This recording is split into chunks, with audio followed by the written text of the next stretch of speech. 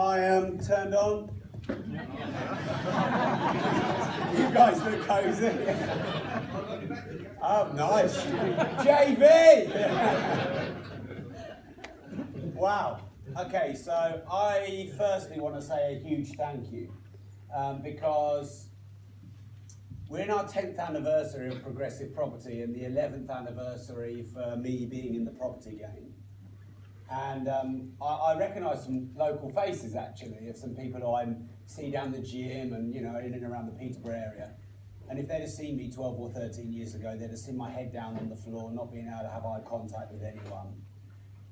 They would have seen me riding my bike everywhere because I had to sell the car because I couldn't afford to keep it going.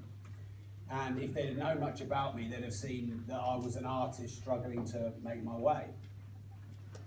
And it's funny about opportunity because I'd say from the age of 18 to 25, the 7 years of my life, I guess, where I was in the wilderness of my life, where I regard that as the lowest part of my life. I'd had a lot of opportunities to get into property.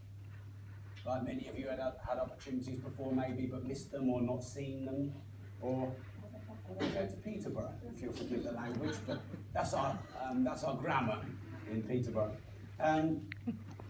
So for example, my dad used to keep saying to me, you've got to get into property, son, you've got to get into property, you've got to get into property. And I was like, well, what do I know about property? I'm a 20-something artist, what do I know about property? And then the owner of the gallery where I hung some of my work is, he had a gallery stroke furniture shop called Elements, if you're in Peterborough, you might remember that.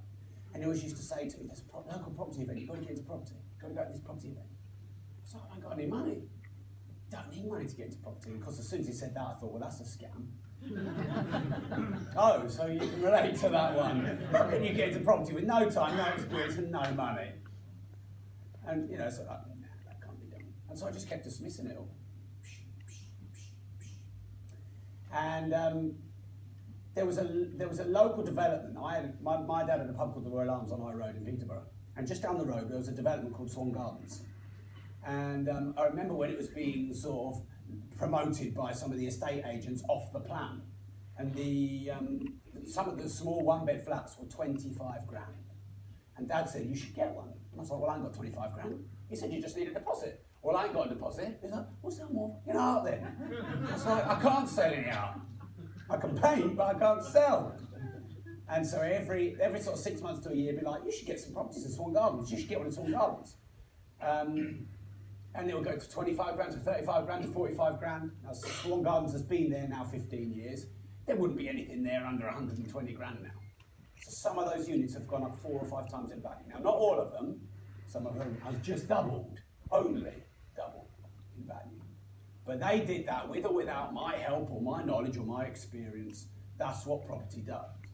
I've since learned, if you go on nationwide house prices, since 1952, when properties were average value of 1,800 and something pounds, properties have doubled every 10 years. And some people even say to me, well, that doesn't happen every 10 years. What about this 10 years? From 2007 to 2017. They can pick like the worst 10 years in the last 75 10-year slots. But in Peterborough, in the worst 10 years, properties have doubled. All these properties, so Jamie kindly said, we own or co-own. I own, co-own or joint venture in or manage 720 properties. And I was buying properties in Peterborough for 65 grand.